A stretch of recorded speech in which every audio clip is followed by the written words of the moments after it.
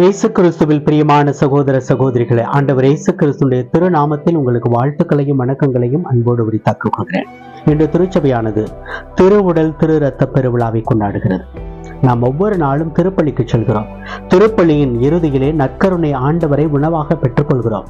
பெற்றுக்கொண்ட உடனடியாக ஆமேன் என்று சொல்கிறோம். அதன் அர்த்தத்தை முழுமையாக விசுவசித்து நாம் சொல்கிறோமா, இல்லை ஏனோதானோ என்று சொல்லி நற்கருணையை பெற்றுக் கொள்கிறோமா? இந்த திருவுடல் திரு இரத்த பெருவிழாவிலே நாம் அதை உண்மையாக உணர வேண்டும் என்று ஆசிக்கிறேன்.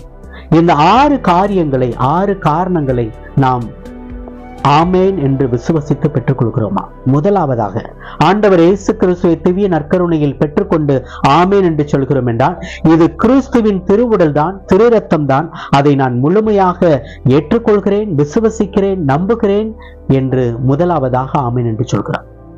இரண்டாவதாக, இது என் ஆன்ம வாழ்வின் உணவு என்பதை நான் நம்புகிறேன், விசுவசிக்கிறேன், ஏற்றுக்கொள்கிறேன் என்று ஆமேன் என்று சொல்கிறோம்.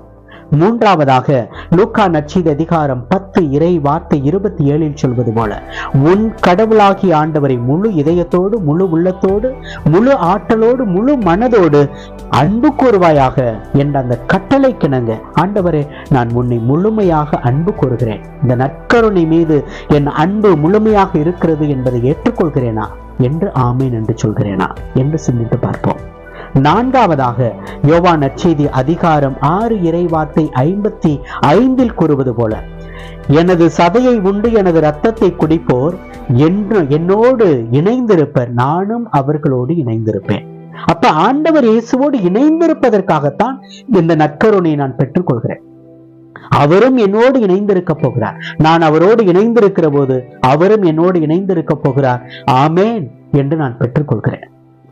ஐந்தாவதாக, யோவான் நற்செய்தி அதிகாரம் 6 இறை வார்த்தை 54 பார்க்கிறோம், எனது சதையை உண்டு என் இரத்தத்தை குடிப்போர் நிலை வாழ்வை கொண்டுள்ளார், நானும் அவரை இறுதி நாளில் உயிர்த்தெழச் செய்வேன் என்று சொல்கிறார்.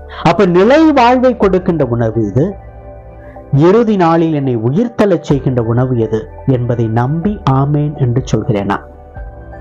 இயேசு கிறிஸ்துவில் பிரியமானவர்களே, இறுதியாக 6ஆவதாக, யோவான் நற்செய்தி அதிகாரம் 6 இறை வார்த்தை 58 இந்த உணவை உண்போர் என்றுமே வாழ்வார் என்று சொல்லப்படுகிறது. என்றுமே வாழ்கின்ற ஒரு உணவை நான் பெற்றுக்கொள்கிறேன்.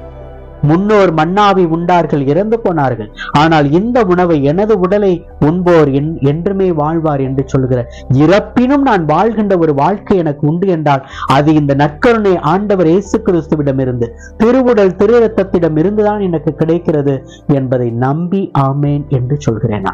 இயேசு கிறிஸ்துவில் பிரியமானவர்களே, ஆமேன் என்று சொல்வது ஏதோ ஏனோதானோ என்று சொல்வதல்ல, சொல்வதில் அர்த்தம் இருக்க வேண்டும். அதைத்தான் மத்தேயு நற்செய்தி அதிகாரம் 5 இறை வார்த்தை 37 ஆண்டவர் இவ்வாறு சொல்கிறார், நீங்கள் பேசும்போது ஆம் என்றால் ஆம் எனவும் இல்லை என்றால் இல்லை எனவும் சொல்லுங்கள், இதைவிட மிகுதியாக பேசுவது எதுவும் தீயோனிடமிருந்து வருகிறது. அப்ப நாம் தீயோர்கள் அல்ல.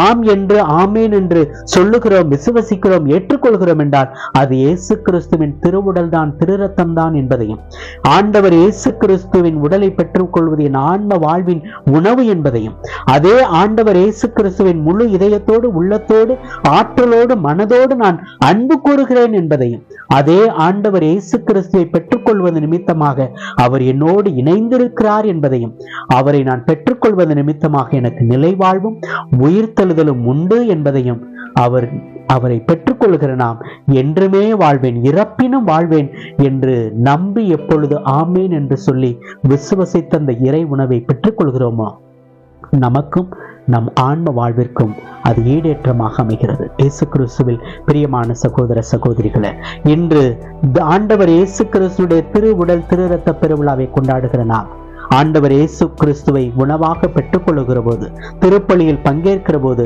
ஆமேன் என்று பெறுகிற போது உணர்வு பூர்வமாக பெற்றுக்கொள்வோம். அந்த உணவு நமக்கு வாழ்வளிக்கும். இயேசு கிறிஸ்துவின் திருவுடல் திரு இரத்த பெருவிழா நமக்கு வாழ்வளிக்கும் விழாவாக அமையட்டும். இறைவன் நம்மை ஆசீர்வதிப்பாராக. ஆமென்.